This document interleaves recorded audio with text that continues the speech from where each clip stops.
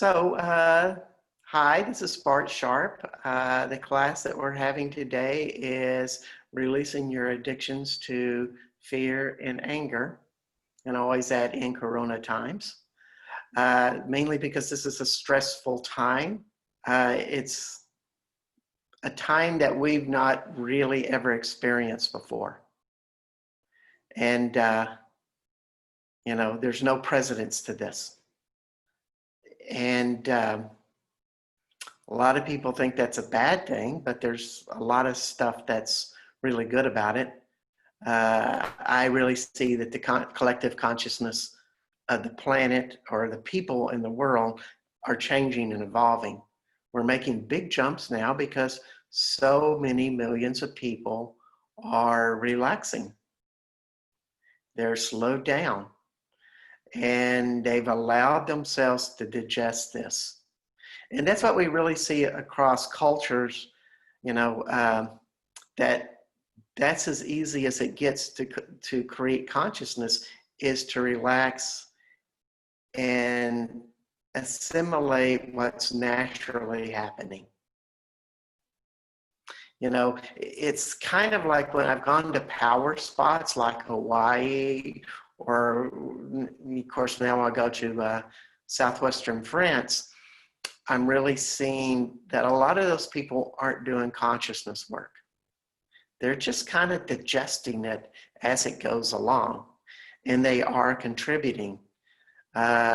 Just because you're not working a big program doesn't mean that you're not contributing to this consciousness.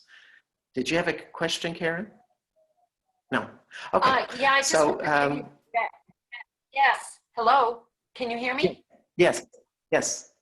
I just want to give you feedback that you've got a message coming up on Zoom saying Bart Sharp's network bandwidth is low. Okay. And sometimes you're freezing.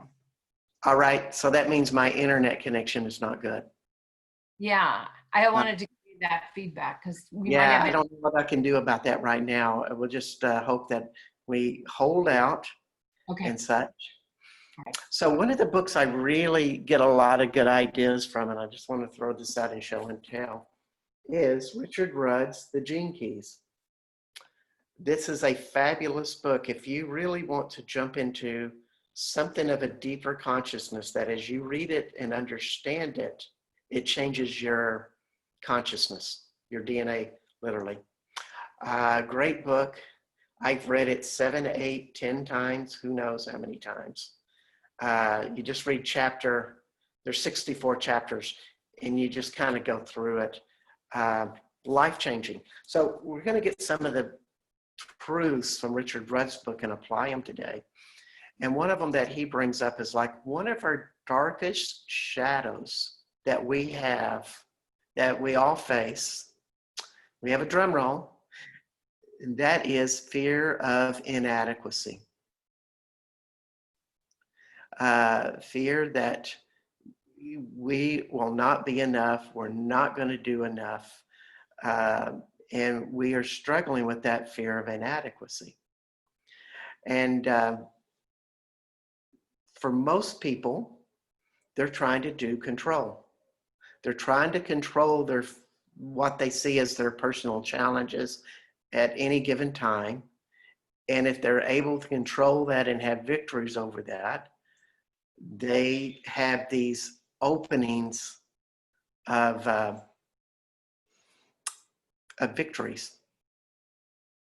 And it's kind of, when you think about it that way, it's very linear, which consciousness is not really linear. Consciousness is more the opposite of that, concentristic, magical. It doesn't have a set direction. It goes in all directions or any direction. And that's how our consciousness works, really, is in that big general thing. So the more that we're trying to use control, we're usually using emotions to push us to overcome what we feel we are coming up short in, inadequate. And of course, the big emotions that we're using to push are emotions that are active, that take action, that move, push, force. And those would be fear and anger. This is a cool little guy I've been listening to in Austin.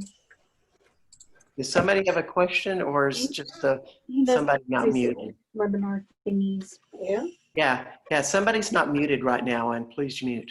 It's Melanie. Okay, mute it down. Thanks.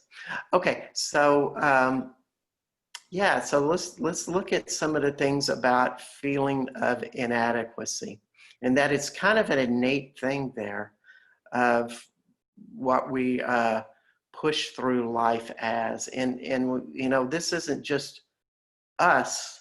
It's been happening for generations. You know, we learned it from our parents and generations before that. So, you know, when we start to break out of that, we start to just create a whole different cycle. And so Richard Rudd of the Gene Keys, the book I just mentioned, always is optimistic. He always has an optimistic spin to life. And it's one of the reasons I like it, to give you good answers to life's big problems, and, you know, that we're not going to be sucked in by fear. So his answer to feeling of inadequacy, and we could also say the fear that we have that we're not going to conquer this problem. We're not going to figure out how to take Bill Gates down, or how to have a permanent solution to all viruses that they're going to keep coming back. You know, we could think of list upon list of different things to fear. So what his answer is trust. It's trust that something inside of you will know what to do in any given time. It's pretty simple. And what he refers to it is digging from the well, or taking from the well.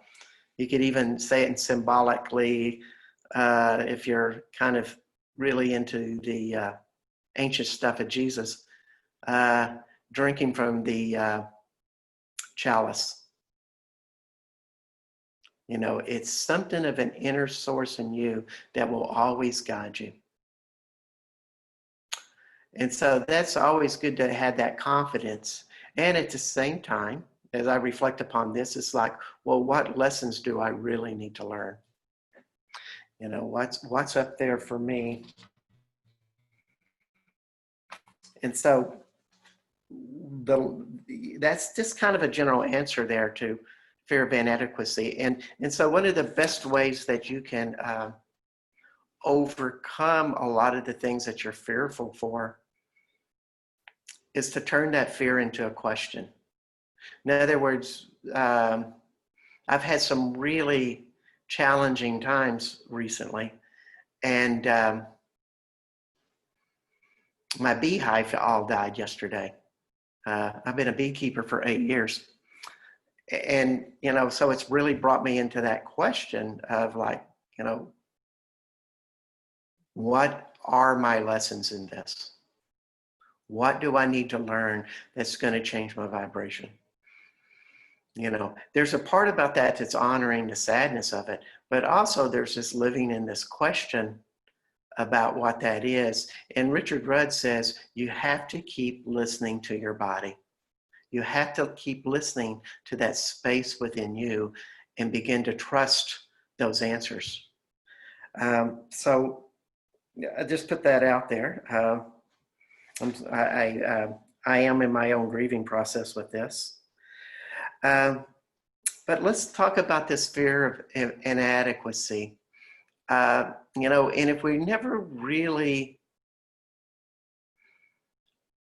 come to terms with it, you know, it's kind of like, what inadequacy have you been kind of presented to all of your life that you feel like I'm never going to overcome this. And, you know, it might be I'm the run in the family. Could be like I'm the hero in the family, but I always had to excel 120% to make sure I'm the hero. And I have to work so hard, and it's so painful to have that type of excellence. You know, those are two different perspectives on two different forms. I'm the weirdo, I'm the lost child. These are real common forms, but they all have that point that there's a part that has the inadequacy of it. What if I don't save everybody? You know, what if I completely fail and I fulfill the message my parents gave me that I'm the weak one? Okay, so how much fear do you have that you are the weak one? You are the weak link. And how much do you feel like if you do not solve that, you will let your parents down? It's almost like they have unconsciously put you in that role, but it's just real typical of a child, and this also converts to adulthood, that we keep striving to do that. We're not doing it for our parents anymore. We might be doing it for our partner or our boss, or maybe something bigger than that, like a message to the world or success in the world. So that feeling that you're going to let others down. Now, last week we started doing this clearing where we worked in our defensive systems on our right side, and we were working in the liver. And we were clearing 3 emotions at a time, because emotions are almost like a triangle where you'll have maybe shame as a starting part of the cycle, and then it'll go to fear, like I'm not going to overcome this inadequacy. And then we get angry, and we push to make sure we're strong enough and we're good enough to resolve all of this. So we call that a triangulation.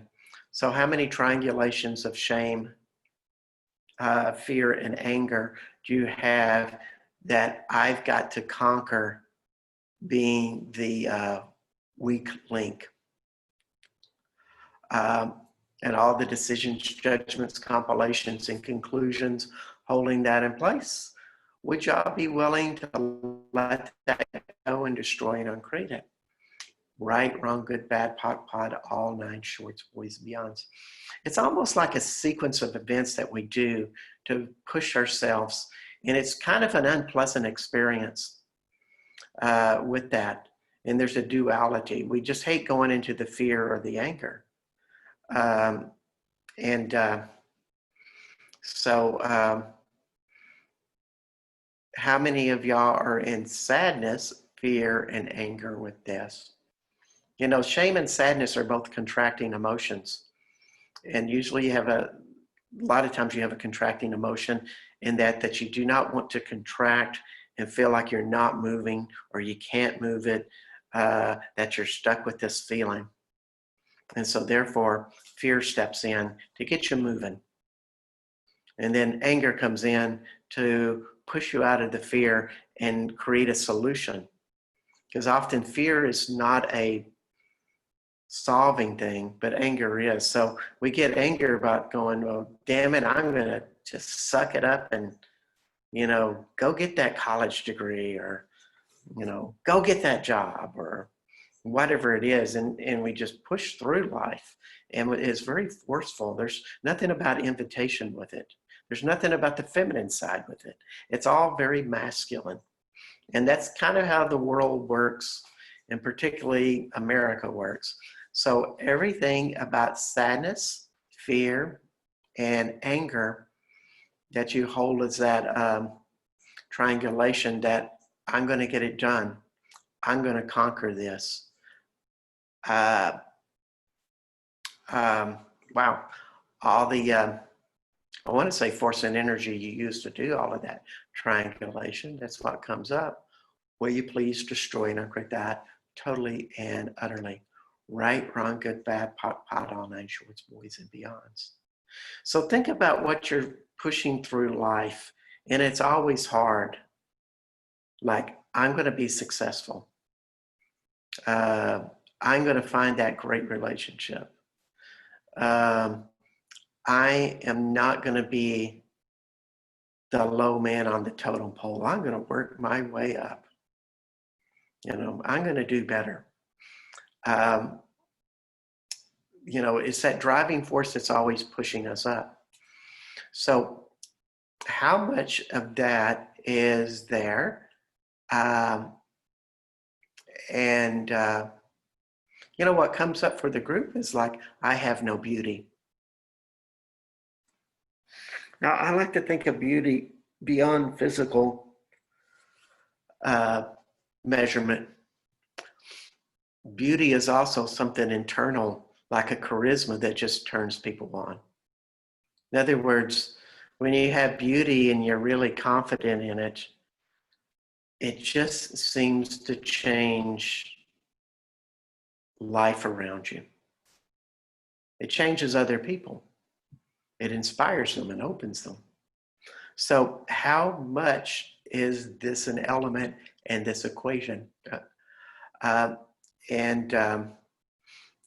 the sadness, fear, and anger, holding that in place, and the decisions, judgments, compilations, and conclusions you've made about that, will you please revoke, recant, rescind, reclaim, renounce, denounce, destroy, and uncreate that totally and utterly.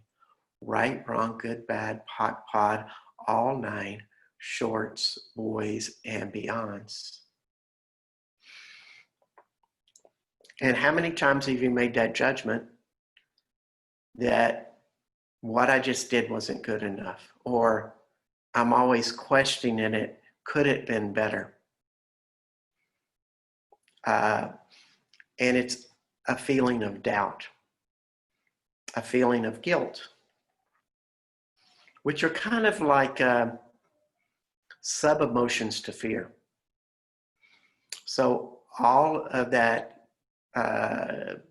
guilt, doubt, and fear with that, and all the Shaku implants, Mobius strips, quantum particulates, light particulates that hold all of those emotions in place. In other words, it's like that clearing is more about all the molecular structures that are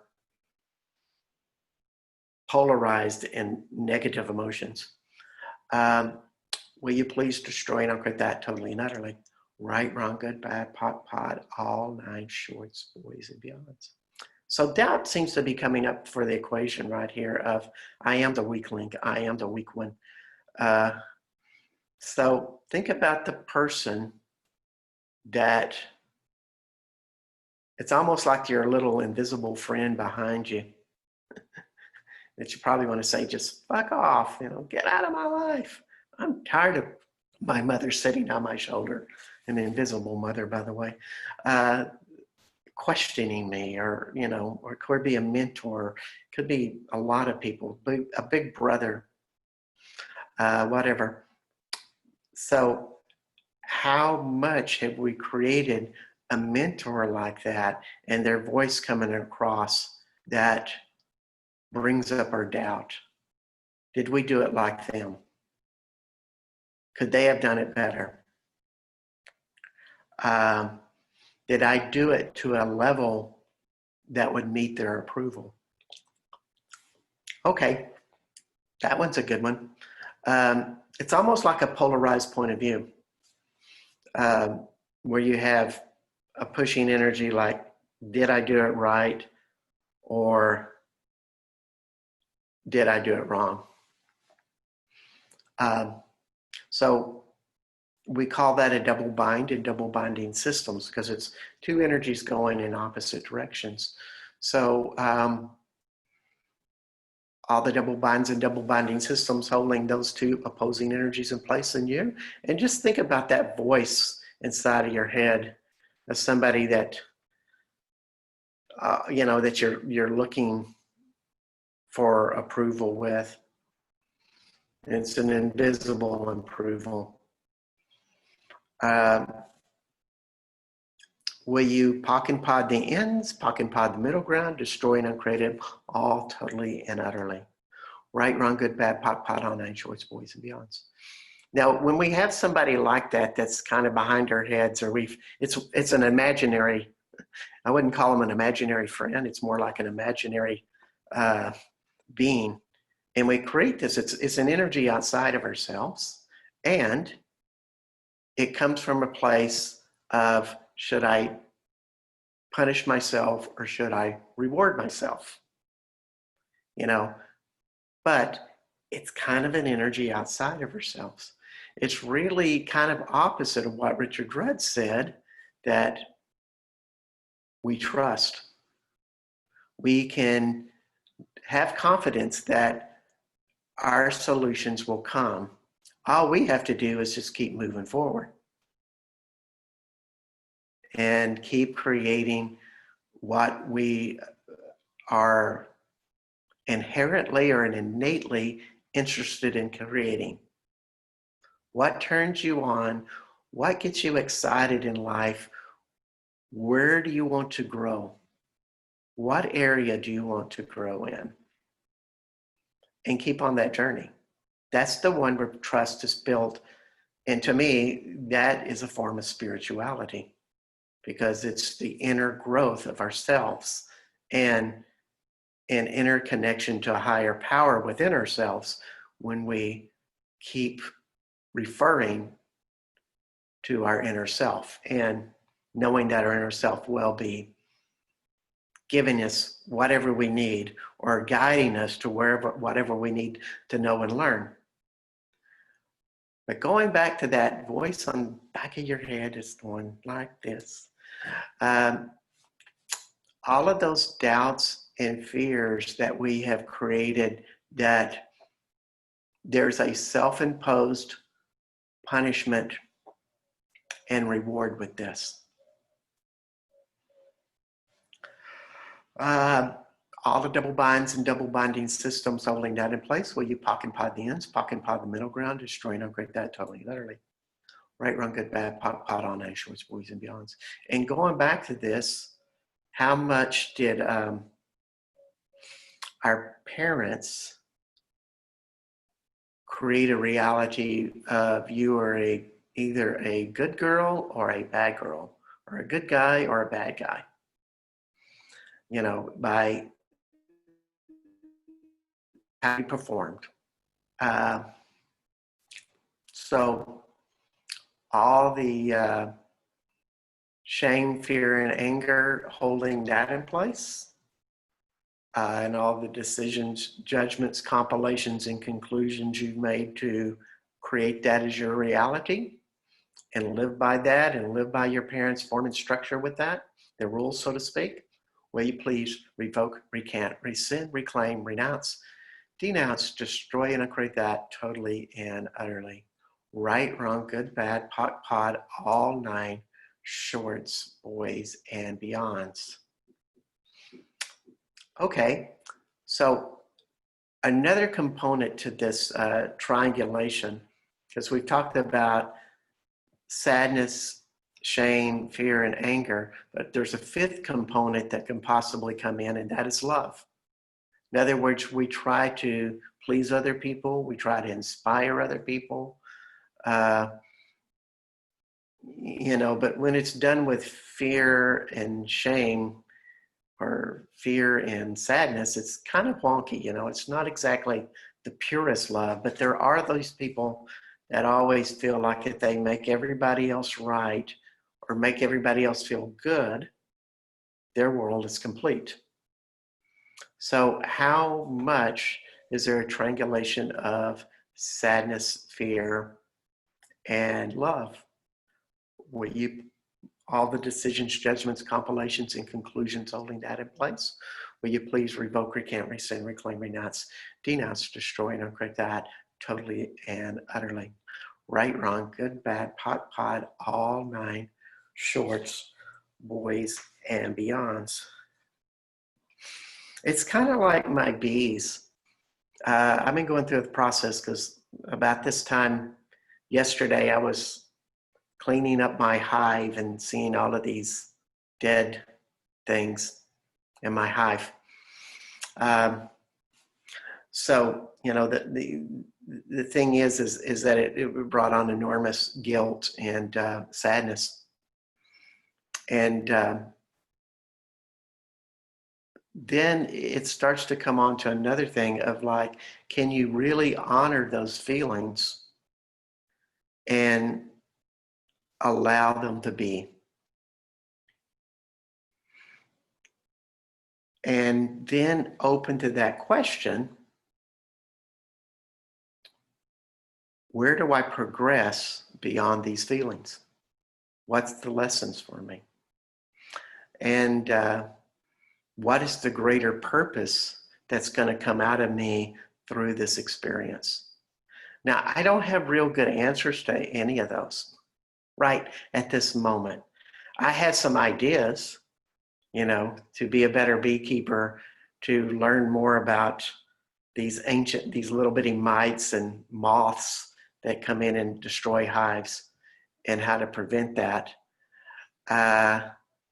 But I think there's some more things to that than that.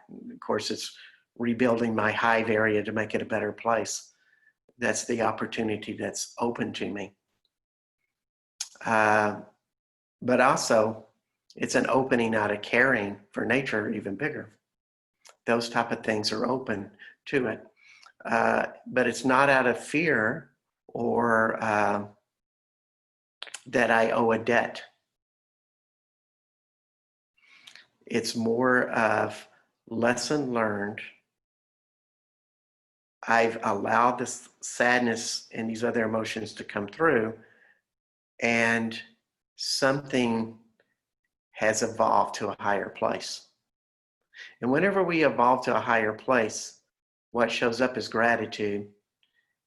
And along with that is the desire to share it, the desire to help other people. Those are just more my opinions, but that's been my experience. Every time I have jumped up in a level of consciousness, there's been a greater desire to help other people in some way. So moving right along,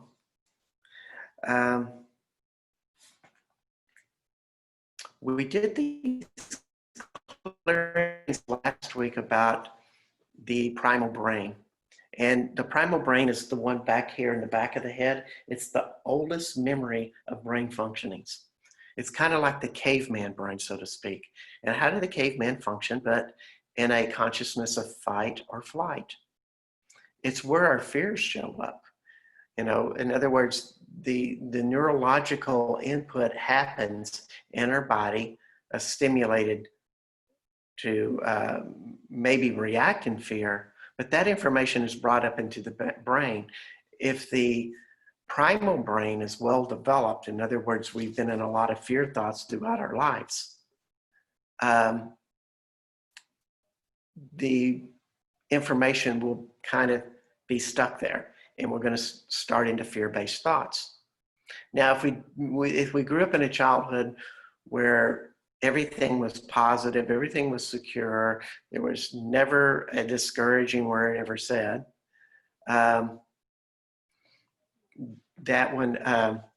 what would happen is that we wouldn't be using the primal brain so much. We would be functioning more in the frontal lobe brain, in the front, the most evolved part of our brain.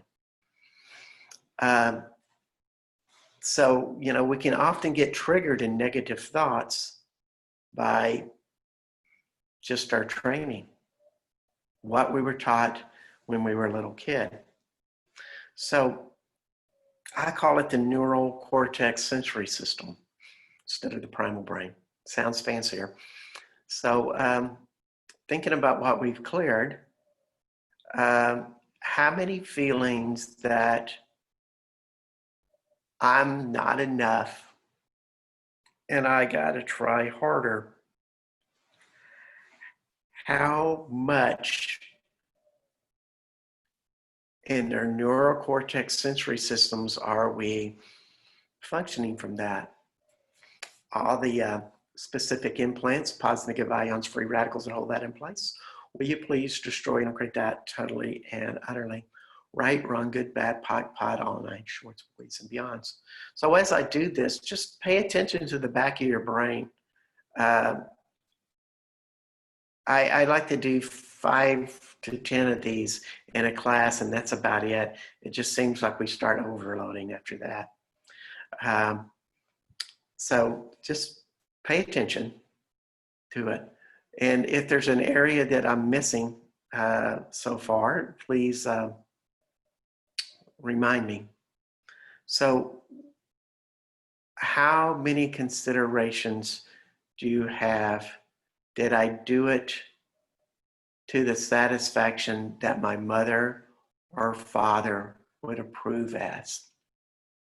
And all the doubt, fear, and guilt connected with that, where in the neural cortex sensory systems do we hold that? And all the specific implants and positive ions, free radicals, hold that in place. Will you please destroy and upgrade that totally and utterly? Right, wrong, good, bad, pot, all nine shorts, boys, and beyonds. And how many feelings of I got to take control over my sense of inadequacy, my sense that something is wrong here and I got to find an answer. I got to take control. And I am fearful and angry about it. All the neural cortex sensory systems holding that in place, and all the positive ions, free radicals that hold that in place. Will you please destroy and uncreate all of that totally and utterly? Right, wrong, good, bad, pot, all nine shorts, boys, and beyonds. Okay. I don't know about you, but my brain in the back of my head is getting a little bit lighter and disoriented. I found that this is a clearing that I invented. And I was experimenting with it for a couple of months because I found it to be so intense that I didn't know what was going to happen to me until I experimented with it for a while, but because I really felt blankness in my brain, no emotional reactions, but also a disorientation because I was accommodating and acclimating to my changes. And usually that's what happens when we have big clearings and we have big changes. There's sometimes a spacingness in us because we're open into a bigger space. We're making these changes. So in general, if you feel like that's happening, what you do is you pull more energy into your body. You feel your brain expanding to a greater place. You ask maybe the earth energy and visualize the energy up coming from the earth, coming into your body and expanding it more and more. And therefore, you always feel, it's almost like an energetic support to give your body what it needs. It's why we yawn when we do energetic clearings, is because we're getting more air into our brain so the brain can accommodate the changes that the clearings are doing. So it's the same principle. So let's think of another neurocortex sensory system. So how much is there a shame that will never solve our role in life. In other words, if we are the role of, I'm the charismatic one and I gotta charm my mom and dad and I can't do it, that would be shame. But just think about what that is in your life. I've always had to try harder.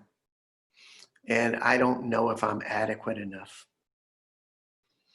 I got to please my mom and never make a mistake. And if I do make a mistake, I am inadequate and shamed. So hopefully I've triggered everybody with those statements. All the neural cortex sensory systems holding that in place, and all the specific implants and positive negative ions, free radicals, hold that in place. Will you please destroy and uncreate all of that totally and utterly? Right, wrong, good, bad, pod, all nine, shorts, boys, and beyonds. Let's see, let's do another one. How much do I feel that I have let other people down? And I feel guilty, ashamed, fearful, and angry. And everything that you judge that's wrong, all the neural cortex sensory systems and positive negative ions, free radicals, hold that in place. Will you please destroy and uncreate all of that totally and utterly? Right, wrong, good, bad, pod, all nine, shorts, boys, and beyonds. Ooh, okay, that's all really good and moving. Let's see, what else is with this? So everything that is there, that I have to be the leader, I have to be the innovator, I have to be the cutting edge, the strong one, and all the sadness, fear, and anger connected with that. All the neural cortex sensory systems and positive negative ions, free radicals, all that in place. Will you please destroy and uncreate all of that totally and utterly?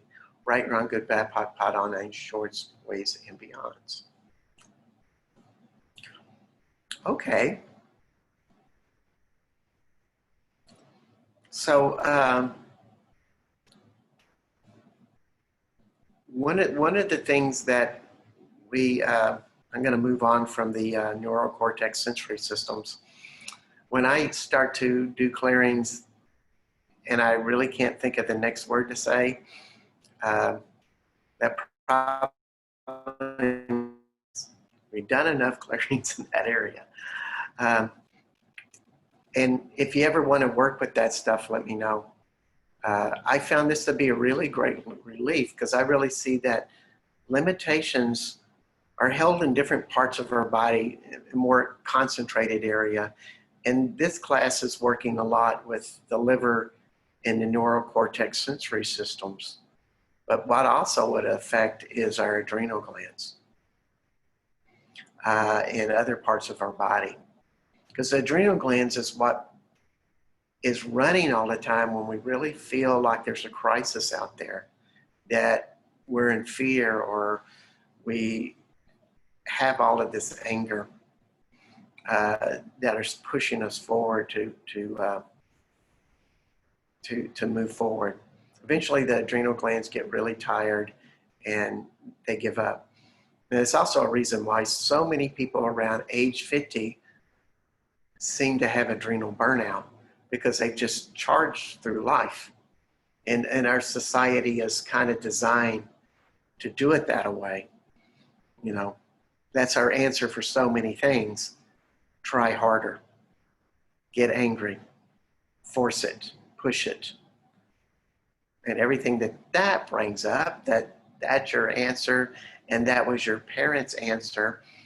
And that's what you trust more than yourself, will you please revoke, recant, rescind, reclaim, renounce, denounce, destroy, and uncreate all of that totally and utterly. Right, wrong, good, bad, pod, all 9 shorts, boys, and beyonds, and everything in your neural cortex sensory systems that says you got to do it that way, and all the fear, sadness, and anger connected to it, and all the positive negative ions, free radicals hold in place. Will you please destroy and uncreate that? Right, wrong, good, bad, pod, all 9 shorts, boys, and beyonds. So a lot of the times when we're battling inadequacy, we've made judgments that only the heroes in life never had to face inadequacy. That's a misidentification, by the way. Everybody has inadequacy, or that feeling of it. It's just a matter of how you react to it, how you explore it with that. So all the judgments you have, that when you become the hero or the heroine and you step up to that great place, your challenges will be solved. Your problems will not exist. Will you please revoke, recant, rescind, reclaim, renounce, denounce, destroy, and uncreate that totally and utterly. Right, wrong, good, bad, pod, all 9 shorts, boys, and beyonds. Now, the secret to living in that place where you feel like you don't have challenges or problems. Well, there's no such a thing. You always have challenges and problems, but that it becomes an adversarial issue. That's more like it. You know, when do you come out of that when you have a challenge or a problem, you're no longer experiencing pain? That's a better way to say it. And you no longer possibly suffer with it. And everything that you believed that's how you do it, we're going to do a clearing first. All the shame, fear, and anger with that, and all the decisions, judgments, compilations, and conclusions holding that in place. Will you please revoke, recant, rescind, reclaim, renounce, denounce, destroy, and uncreate that totally and utterly. Right, wrong, good, bad, pod, all 9 shorts, boys, and beyonds, and all the sadness, fear, and anger with that. Will you please revoke, recant, rescind, reclaim, renounce, denounce, destroy, and uncreate that totally and utterly. Right, wrong, good, bad, pod, all 9 shorts, boys, and beyonds. So how do you get out of that adversity? Is always looking at your emotions as a teacher, as a friend, as something that's just a part of you. And what happens is that you start to detach from it. And it doesn't mean that you're not going to be sad, because that's what I'm experiencing today. It's almost like I've lost a close friend. And I have a part in it because I am the steward. I'm the overkeeper of the hive, and I didn't take care of it well for the last couple of months. I made a really bad mistake of insulating my hive, and somewhere in that insulation, these moths were able to get in, and I didn't check it in time. So there's that feeling of guilt and sadness. So it comes down to this process of, do I punish myself or do I learn from it? Everything that you believe that you have to punish yourself, that you have to use guilt to create a negative adversity in your life. It's almost like I only can let that go by either running away from it or confronting it head first and conquering it, controlling it.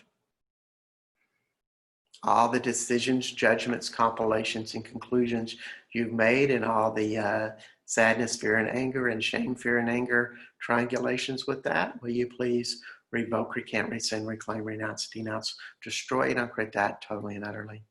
Right, wrong, good, bad, pot, on, nine shorts, boys, and beyonds. So can you allow yourself, for whatever you feel like you're challenged with, and you feel like there's a punishment for you that you haven't done everything, and therefore you're hanging on to the guilt as a self-punishment. Would you claim on and acknowledge that pattern no longer serves you? Would you be willing to let that go? Right, wrong, good, bad, pot, on, nine shorts, boys, and beyonds. Now, it's the funny thing about addiction is people will always try to conquer something they don't like about themselves, something they feel is weakness. You know, and this is what I learned. I used to go to Al-Anon, and so, of course, I hung out with a lot of alcoholics. But that was one of their things that they had to say, is that when I was by myself and trying to control drinking on my own, I was always forcing it. I was always struggling, because it's almost like my own discipline and fear would keep me from drinking. And it was really hard. So when you do that, you're like pushing an energy the other way. And what happens on the other side is a compulsion. So all the dualities of that you feel like, you know, what have you been working on today? Of maybe it's weakness, it might be addiction, it could be I'm feeling inadequate, or I'm the hero and it's painful, or I'm the innovator and I'm still not, you know, where I want to be, and that's painful. Whatever it is for you. And you are just like the alcoholic, you're pushing forward, and there's this obsession of like, that keeps pulling the inadequacies back, keeps pulling the addiction back to be into that fear, shame, sadness, and anger. So all the double binds and double binding systems that you are trying to overcome something that is pulling the opposite direction, will you pock and pod the ends, pock and pod the middle ground, destroy and uncreate that totally and utterly. Right, wrong, good, bad, pot, all nine shorts, boys, and beyonds.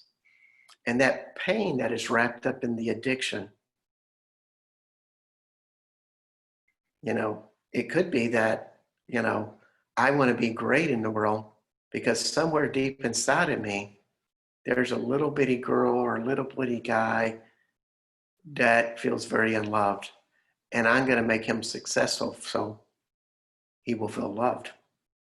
He will feel everything is complete. So everything that you're creating separation that way,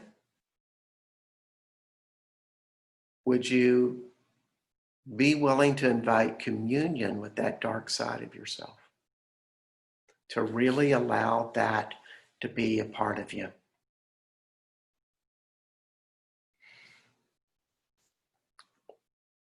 Everything that is, right, wrong, good, bad, pot, all nine shorts, boys, and beyonds.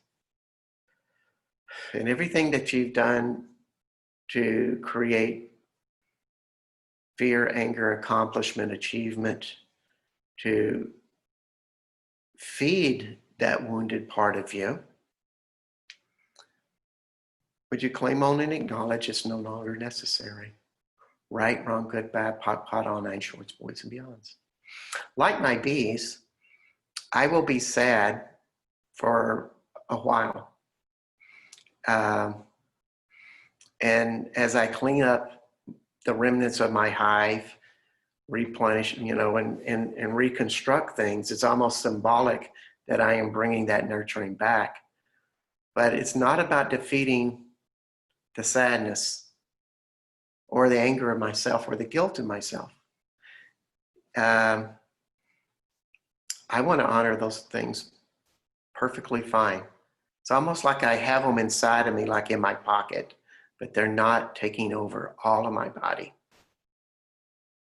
When you try to push it down and say, I don't want to deal with this, this is too scary, that's already done, it's the past, but yet it keeps coming up, and your behaviors, your obsessions and your addictions keep coming up. So it obviously tells you, well, this is not resolved. So we're using a lot of our energy to keep that repressed, to keep it pushed down. And we could be using that energy to create something bigger and better. And how we get to that place of using that is A, seeing what we're really afraid of, or sad about, or shameful about, and starting to nurture it back in our lives. So we no longer have that polarity. And then we trust. We trust that when we start to have challenges in our lives, we will have the answers show up. And at this day and age, it's a really interesting polarity society has presented us, because to me, there's so much hope and promise and expansion happening. And I want to plug into that and keep that discipline. But yet there's so much in this new unknown reality that the COVID-19 has presented to us, and all the political reactions and all the people reacting to it. It's just typical of how people deal with the unknown. We had to find the fear. We have to control it. We have to defeat it. And we might even go out and find the big villains that are creating it all. We got to figure all of this out. Everything that you have developed, that you had to have answers to those type of problems, and your own personal problems sometimes. You had to find a bad guy. You had to find a villain. You had to even find the dark side in yourself and bring them out for punishment, or to be called out. I can't think of the right word, but to be stood on trial, so to speak. All the force and energy you're using to create that and use your thoughts with that, will you please revoke, recant, rescind, reclaim, renounce, denounce, destroy, and uncreate that totally and utterly. Right, wrong, good, bad, pot, all night, shorts, boys, and beyonds. And everything in your neural cortex sensory systems that are connected to that reality of finding the bad guy, finding the blame, finding the part in your shadow and punishing that shadow. The neural cortex sensory systems, positive negative ions, free radicals, all that in place. Will you please destroy and uncreate that totally and utterly? Right, wrong, good, bad, pot, on nine, shorts, boys, and beyonds. A good question to ask when you start to see yourself acting inappropriately, or another person being inappropriate, and you're, angry, and they're shouting, or, they're just doing something. You might want to ask this question: what pain are they in? And just feel in your body and see what type of perceptions you get. You might feel this person's pain, and then you really see what's going on with this person. And actually, you can open your heart to that person, into that pain, and give that person nurturance. Because ultimately, that person in pain really just wants to be understood. And in a certain way, when we can tune into what people's pain are, we give them a great gift. We give them a place of allowance, acceptance, And I think that's what most people want, bottom line. So we've come to an hour with the class. So we're at quitting time. I wanted to say that, well, thank you all for coming and being part of this class. And I'll probably be doing some more in the future until I take off for the Western United States, seems like in 2 weeks or so. But also I've taken these recordings and I'm putting them on YouTube. So you can go to my channel, but also I should be putting them on my website, bartsharp.com soon. And I put them on Facebook and such like that. But it's nice that now they're kind of like a permanent collection of these classes. And so far I have 3 of them that I've done this way. So, you know, they're available. Please share them with your friends. And know that I'm doing private sessions and I'm available for that by Zoom, most cases. So thank you for coming, everybody. And Bart's I'm really private sessions are amazing. You should Oh, get thanks. one of Bart's private sessions. They're amazing. Well, it's really interesting. It's an expansion of consciousness right now. So, boy, the private sessions have become a lot more powerful because that's how consciousness works. We're opening to this new place. So everybody's opening deeper. They're opening with their limitations in deeper ways. So they're cleared more profoundly. So thanks, everybody. I hope y'all have a great Friday and a great weekend. Bye-bye. I'll see y'all soon. Bye. Bye, thanks. Thank you. Bye-bye.